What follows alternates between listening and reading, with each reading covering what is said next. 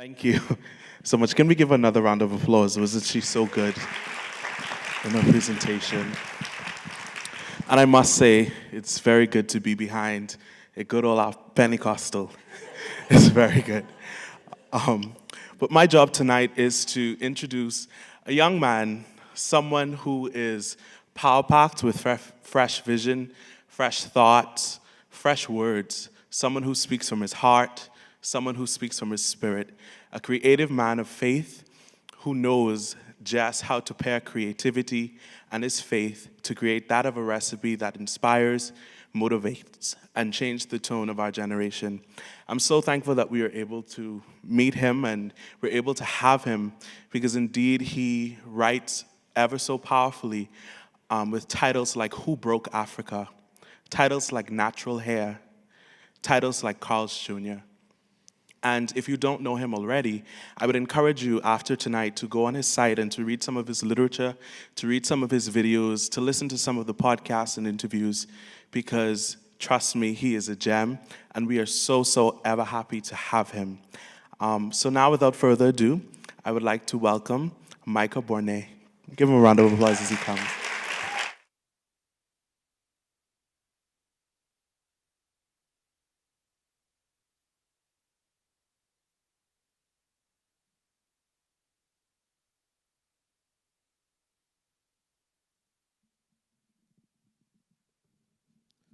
Hello, hello, hello. There we go.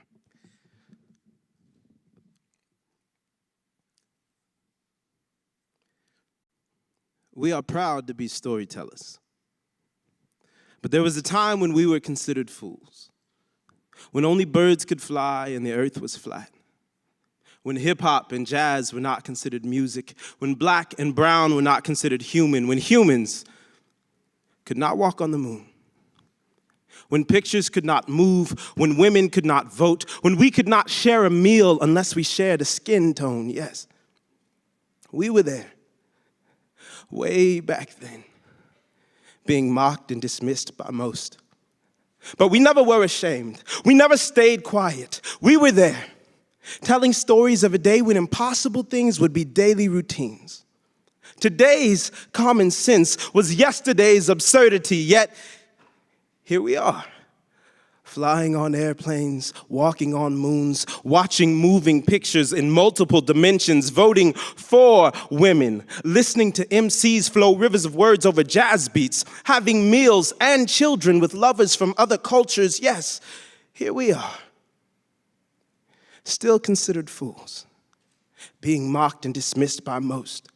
But we never are ashamed. We never stay quiet. Here we are, telling stories of a day when impossible things will be daily routines.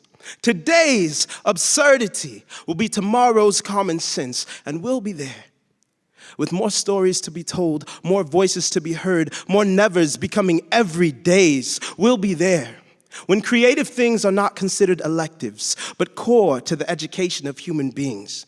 When developing your creativity is a responsible thing and working a passionless job to get rich is a silly dream. We'll be there when art is taken down from its ivory tower, consumed less like caviar and more like bread and water. We'll be there when artists are not starving, when humans are not starving, when being white is not a privilege and being black is not a curse. When we love Mother Earth like a mother instead of only taking from her, we'll be there. When our fantasies become common sense. And even then, we will speak of impossible things. The only hope we have are the stories we tell. Stories not bound by what is possible, by what is dead. We walk on water. We resurrect. They laughed us to death, but here we are, humming fools, unashamed of hope. Our stories are future. Our stories are foolish. Only until tomorrow. My name is Micah Bournes, and I do spoken word poetry.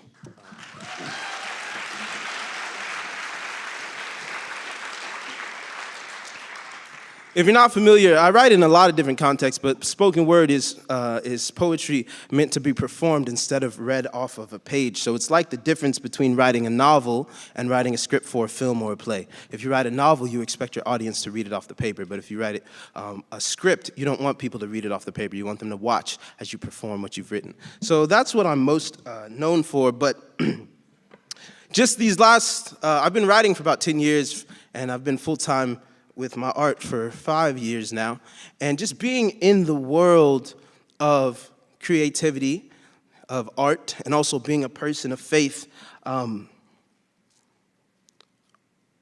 found myself very frustrated more often than not. And the title of what I'm sharing today is The Burden of Vision. There was a time when we were considered fools, when only birds could fly. Leonardo da Vinci was an artist and an inventor who lived in the 14 and 1500s. And one of the things he's known for is these really kind of primitive, rudimentary sketches of what he called flying machines.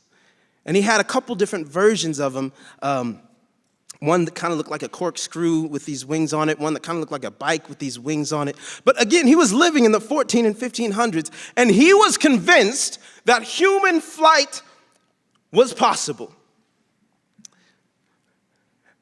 Now, I could just imagine, back in the 14 and 1500s, him kicking it with his other friends and other intellectuals and like, bruh, come on now.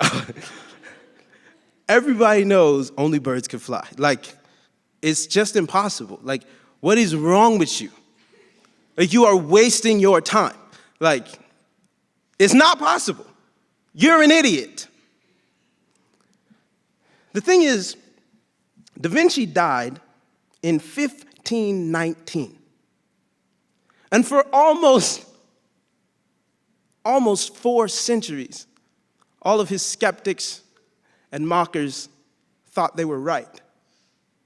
But 384 years later, the Wright brothers took off on their first flight. The one who seemed blinded by his naive dreams, his head in the clouds, totally disconnected from reality, actually proved to be the one who saw a world that was closer to reality than all of the folks who were doubting him.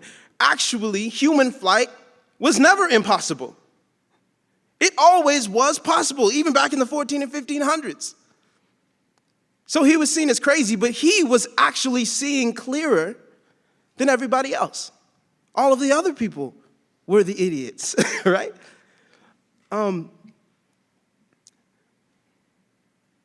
But that's a hard thing to live with. Now, you can look back retrospectively and call Da Vinci a prophet, but he didn't see himself, I would assume, as a prophet, if he's anything like a lot of the creatives I know. Because Da Vinci wasn't convinced that human flight was possible 400 years after he died. He was convinced that human flight was possible in his life, in the world he lived in, and he was trying to make it happen. And he never cracked the code, but he was right. It was possible. So he wasn't prophetic. He didn't have some vision or dream that one day it will happen. He was observing the natural world in which he lived in his present day, and he said, this is a possible thing. This is a reality, right? A miracle did not occur when the Wright brothers first took flight.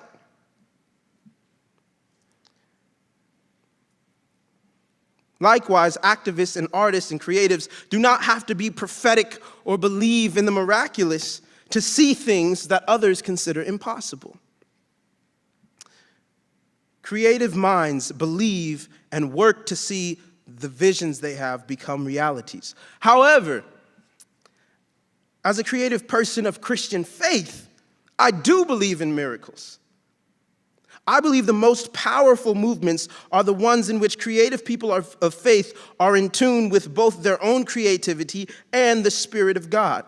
When natural creativity and vision is empowered by the supernatural Holy Spirit of God, miracles do happen.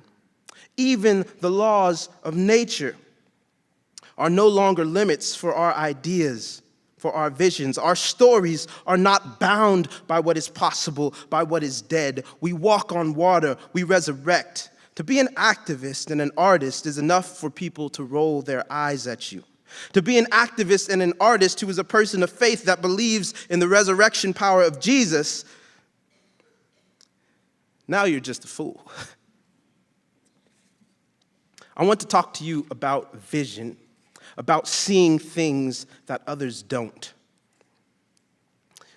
I do not believe that leaders and those with vision have a third eye. I don't. Again, Da Vinci was looking at the same world that all of his contemporaries were. I don't think he saw himself as a prophet. Leaders, those with vision, don't have to have a third eye. I think what they have to do is go through life slow. They go through life slow and they pay attention. And I know that might sound backwards because people think that leaders move at 100 miles an hour. People think that leaders are always out front. That's what makes them leaders. But the best leaders are the ones who are still staring at the painting when everyone else just walked by it in the gallery. In the book Letters to a Young Poet, Rainer Maria Reich was asked about where he finds inspiration for his poetry. And he said a few things. He said, write about what your everyday life has to offer you. If your everyday life seems poor, don't blame it. Blame yourself. Admit to yourself that you are not enough of a poet to call forth its riches.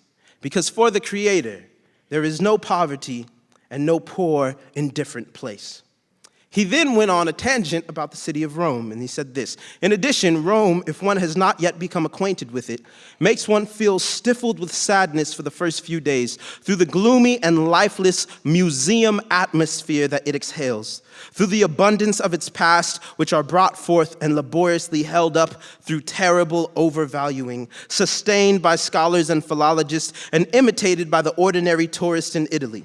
Of all these disfigured and decaying things, which, after all, are essentially nothing more than the accidental remains from another time and another life that is not and should not be ours. No, there is not more beauty here than in other places. And all of these objects, which have been marveled at by generation after generation, mended and restored by the hands of workmen, mean nothing, are nothing, and have no heart and no value.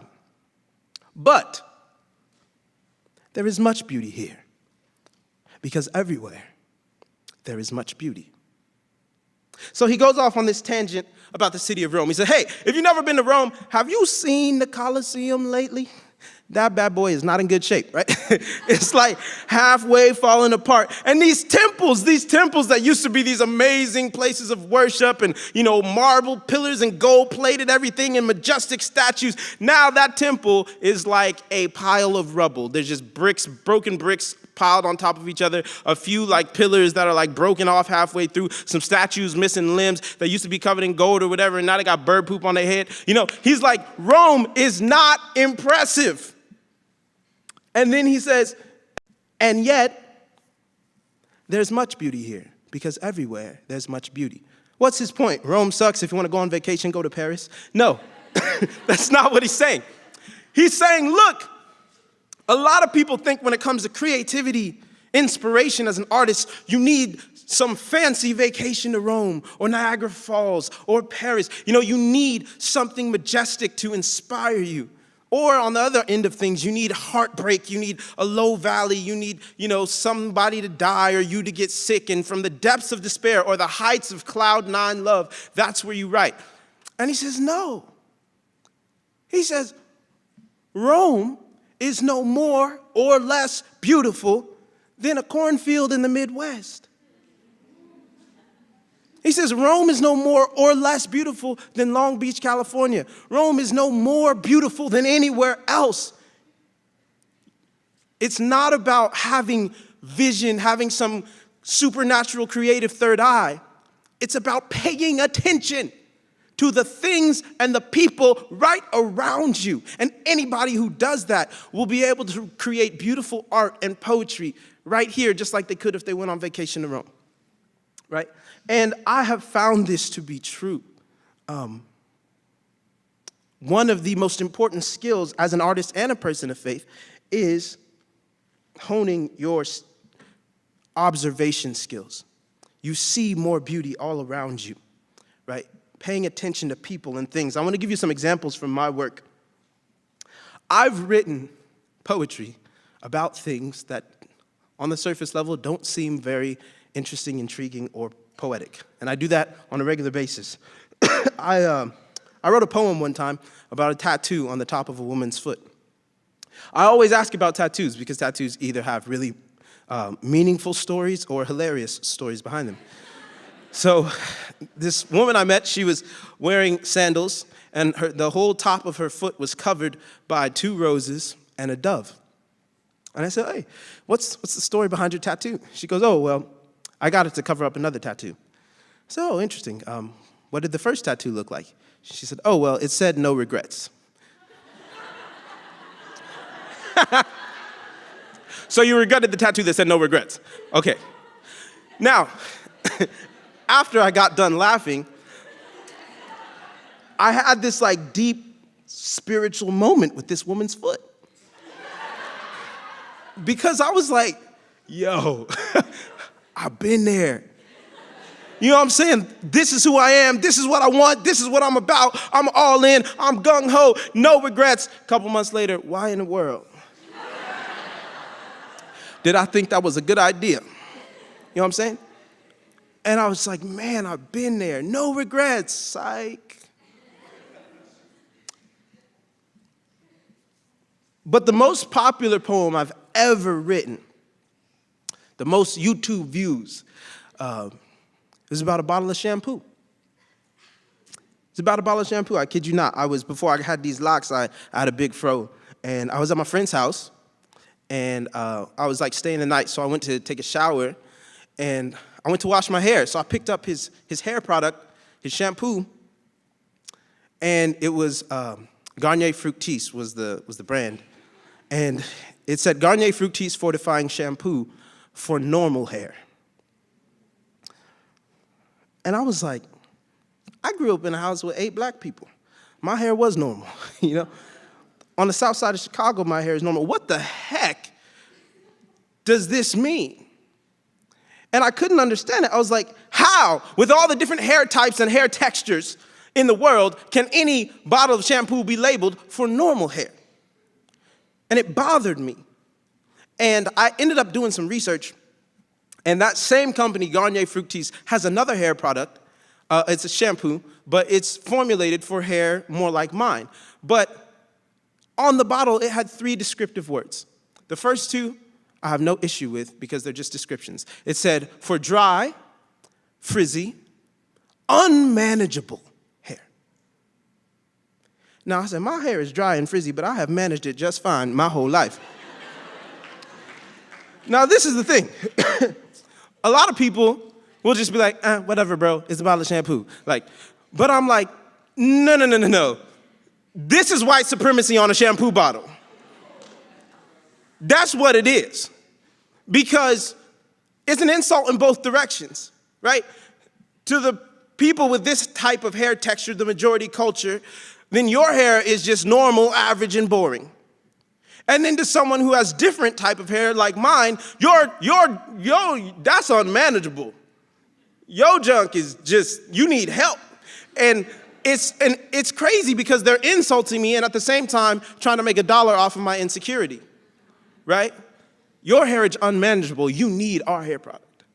So I'm up here and I end up writing this poem about, yes, shampoo, but white supremacy and the way we label each other and all of these things, right? And again, it's not that I have some special thing. It's just when I got out the shower, instead of just getting dressed and going about the rest of the evening, I sat down and I was mad about it. And I thought about it and I wrote. And I just started writing and I didn't even know where I was going. I was like, stupid bottle of shampoo for normal hair make me feel like I'm not normal. You know what I'm saying? And it's just honing your observation skills. It's slowing down long enough to not let those moments escape you, because all of us have those moments. All of us see things that make us pause, but most of us just go, whatever, and keep going about our day.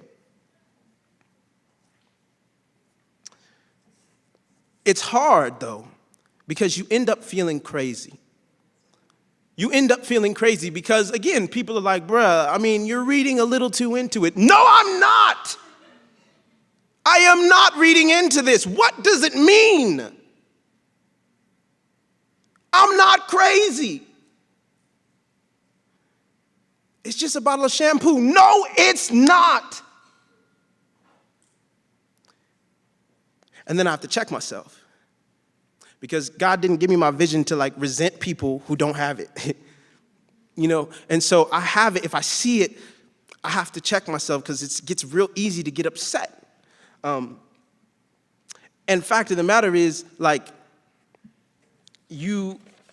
if you see things like this, if you develop the skill and you start to see, you have your vision to lead people, but to lead people is to serve people, and to serve people is to love people. If you resent people, then you cannot love them, you cannot serve them, and you cannot lead them.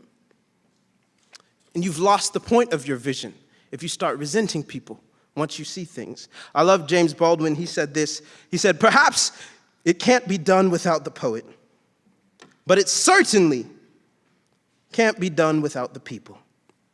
The poet and the people get along generally very badly. And yet, they need each other. The poet knows it sooner than the people do. The people usually know it after the poet is dead. But that's all right. The point is to get your work done. And your work is to change the world. I want to end with one last poem and story about another time where something appeared to be one thing on the surface, but again, if you pause, if you lean in, if you look closer, if you listen, then you realize it's not what it seems to be, and there's something else there. I grew up in Long Beach, California. And Long Beach was a very diverse place. A high school, or a classroom at my high school looked like the United Nations, just every culture you could think of. And then I ended up going to a very conservative private Christian school in the middle of downtown Chicago. I thought it was going to be diverse because of the location, but it wasn't. I showed up my freshman year in my dorm. I was on the 6th floor. There was 30 guys, and it was me, 1 Asian, and 28 white guys. So I went from a really diverse urban environment to a school where it was severely imbalanced when it came to race. But it wasn't just that everyone was white. They were from communities that had no diversity. I was talking to a dude on my floor one time, and he said, Micah, this is the longest I've ever talked to a black person, and we were talking for 10 minutes or less. So that's the environment I got into. Well, during my time at the school, I got involved with this ministry that was through the school, and we would go into juvenile detention centers, and we would hang out with these guys. Now, they were teenagers who had committed crimes. They were usually between the ages of 11 to 18, and they had been arrested, and they were waiting for their trial. So they were only there for a few weeks up to 9 or 10 months, usually not more than a year, because depending on the outcome of their trial, they'd either get released or sent off to prison. So we would go in week after week with this group of mainly white people from my mainly white school, and we could pray with the kids, we could have Bible study, we could just hang out with them, we could talk to them about life, and they gave us games we could play just to remind them that they're loved, and hey, you made some mistakes, but it's all good. Well, I couldn't help but notice, week after week after week, going into this facility in the middle of Chicago, a city with millions of residents and dozens of people groups. As I went into this juvenile detention center every week, I noticed that the overwhelming majority of the boys in there were from one culture, my culture. And I thought to myself, how is it in a city as huge and diverse as Chicago, that over 90% of their teenage criminals were all black. And that hurt. And it was embarrassing marching in with these white Christians from my school and seeing a whole bunch of black folks. And I thought to myself, man, are black people just more sinful than other people groups? Why are we the only ones in here? And one week, I got in a conversation with this kid, and he goes, you want to know how I got in here? I said, man, I'd love to hear your story. So he started talking, and I started listening. And he says, well, I'm from the South Side. If you're familiar with Chicago, the South Side and the West Side are the most impoverished and predominantly black neighborhoods. So I'm from the South Side. Said, I'm 14 years old. My dad's not around. It's me, my mom, and my little sister. And it's wintertime in Chicago, below zero weather. My mom got laid off, and she didn't have any money to pay rent or buy food, and our landlord started threatening us, saying he was going to evict us in the middle of the winter in Chicago in a dangerous neighborhood. He says, I wanted to help, but I'm 14. You got to be 16 to get a job. So I've never done drugs in my life. I never sold drugs in my life before, but in my neighborhood, I knew that the homies on the block sold drugs and made money. So I went to them and I said, hey, my family's hurting. Can you teach me how to sell drugs? He says, I started selling drugs and I paid rent and I bought groceries for me and my mom and my little sister, and we wasn't homeless. And I did that for months until I got busted by an undercover cop. He says, you know the worst part about being in here? I don't know if my mom and my little sister have anything to eat. I don't know if they're sleeping outside in the cold, and I can't do nothing about it. And when he said that, it was like light bulbs going off. Things started clicking. I started seeing clearer. I was like, no, black people are not more sinful than other folks. But for a long list of reasons in American history, we are more often born into desperate situations like this.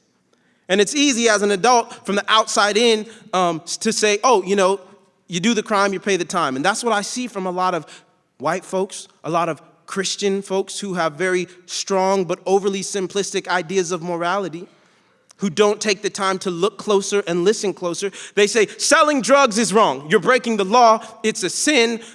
You do the crime, you pay the time. If you listen, if you look closer, this boy has a heart of gold, just trying to help his family. And his 14-year-old mind, he was trying to choose between being homeless and hungry in a dangerous neighborhood on the South Side in the winter or sell drugs. Which would you choose? And one of my favorite scriptures is Proverbs 6:30, and it says this: do not despise a thief if he steals to satisfy his hunger when he is starving. Of course, stealing is wrong. God is the one who told us stealing is wrong. But there is a difference between someone who steals because they are greedy and someone who steals because they are starving. There is a difference between someone who has no respect for another nation's laws and just says, I'm just going to cross your border because I don't care, and someone who says, back where I'm from, it's dangerous. My kids might not survive infancy because there's not food, there's not opportunity. Yes, I am willing to break a law so that my family doesn't die. Sorry. Do not despise a thief if he steals to satisfy his hunger when he is starving. Look closer before you make assumptions about people you know nothing about. This poem is titled Stealing Bread.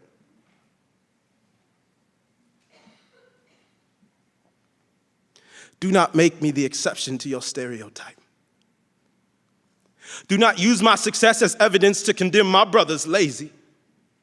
This land's booby traps simply missed me. Don't dare you disrespect my kin. I am no greater or less than them. You will cause division between us no more. Our less fortunate will be loved, not blamed for making the rest of us look bad. And I refuse to despise a poor man for stealing bread. We are poor men stealing bread, and I suggest you not despise us, or you just might anger God. If you are not afraid, make your way to any metropolis, USA. Go to the poor side of town, the hood side of town, the ghetto side of town, and what do you see? Poverty is supposed to be colorblind, but it is so closely tied to blackness, terms used for low economic status are now synonymous with a culture, a people. In American minds, black folks do not suffer from poverty. We are poverty. We are hood. We are ghetto. And we like it that way. Don't you hear how we rap about it? Remember how slaves used to sing about picking cotton? Oh, but slavery is done with, just like segregation. This nation elected a black president. Anyone who doesn't succeed is just making bad decisions. Black on black crime, remember? Alcohol and substance abuse. Absent black fathers, too. If black people would just be better people, then we would be better. Right? Look me in the eye.